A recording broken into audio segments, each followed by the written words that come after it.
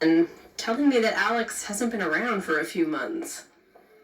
A few weeks after that, I get an email from Harriet at Kulanu. She got a letter from the Sefwis telling her that Alex has left to go teach in another community.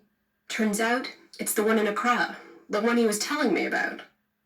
I really want to know what's going on, so I Skype with some of the community members. They're frustrated. They say Alex has barely communicated with them and he just kind of up and left. I knew Alex was struggling, but this is all pretty shocking to me. I get Alex on a Skype call to see what happened. Hello? Yes, so what's going on? Well, I don't know the content of the letter. The gist of the letter is that you have been living in Accra and working with an isolated community and a different group of Jews. And when they try to reach out to you, you've rejected them. When I came here to visit these people, they told me to come and teach them. I'm not a leader to only the Sefwi Jewish community. Wherever there is a Jewish community, I have to teach them. But right now, this is a new community who has 200 members. Wow. 100% serious in studies. What about the people in Sefwi also who could benefit from you? As a teacher, if you go to a classroom to teach children, you sit there and the children disappear. However, you are a filmmaker without shooting a movie. Will you call yourself a filmmaker again? You have to produce something. But right now, I'm not producing anything in the community. And I was ready to teach each and every one because it is my responsibility. It was very painful for me today that these people don't remember what I have done for the community. I have sacrificed my life for the community. My dream for the community has not come to the conclusion. I'm still looking for ways and means to help each and everyone in the community. And I'll keep you updating you whatever you come on. So I'll let you know. You know, in any community, there are challenges and rifts and personalities and ebbs and flows, you know, and then he goes to this community that's just dying for growth and is at 200 people, which is crazy. Obviously, he needs that fulfillment.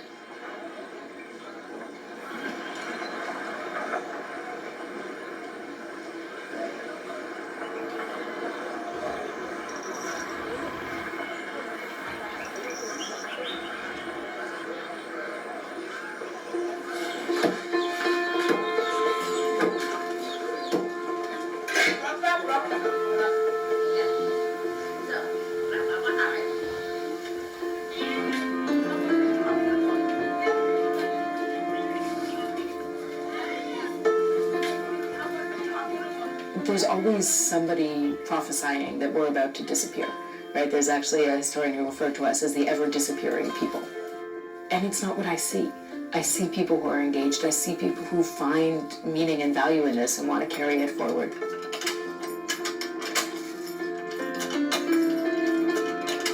You know, in Europe for hundreds of years, you had communities, there wasn't 10 families, there wasn't 10 Jews, and they survived. Internally, they were so strong about it. Why? Because they had that, connection at one point, and they knew what it was, that Judaism was.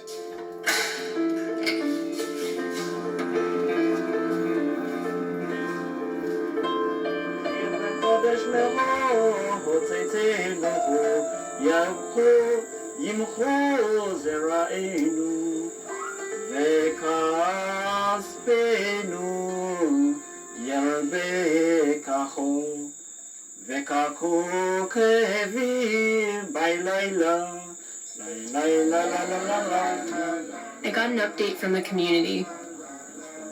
Dealing with Alex's departure has been a struggle, but they're bouncing back, as they always have. They've elected a new leader, and some of those members that joined only recently, they've taken on leadership roles in Alex's absence. But what I was really happy to hear is that after a period of conflict, Alex and the Sefwis are communicating again. and looking at ways the two communities can partner with one another.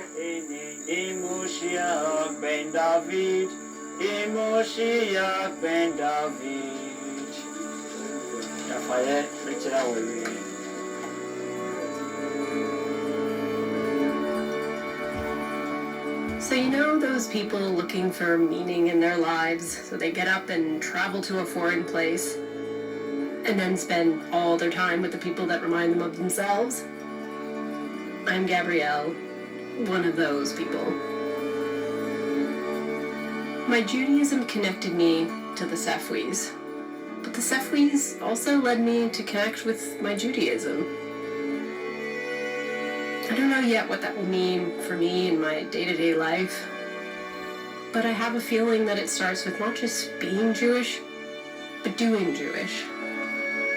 Because what the Sefwi story has taught me is that when you're bound by a sense of connection, whether it's to your roots, to God, to food, or to people across the world that you've never even met, you've got to go to any length to keep that connection alive.